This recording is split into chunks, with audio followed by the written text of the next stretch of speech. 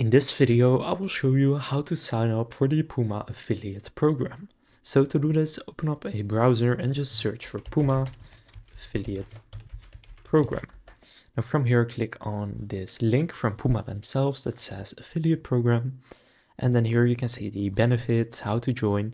But what you want to do is click on this link right here. Now the reason for that is that now you will be prompted to create a CJ affiliate account, and CJ is a network of affiliate programs. So just enter all of this, then click verify email to actually verify your email address. Now I already have an account, but just go and create yours. It should only take a few minutes. And then after you do that, so I'll just log into mine and then you will see the same thing as me.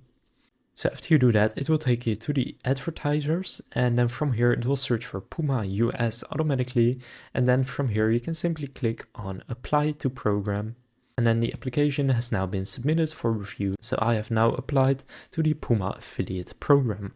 Now if it doesn't take you here automatically, just go to partners and then click find advertisers, and then from here it will take you to a full list of the advertisers on CJ.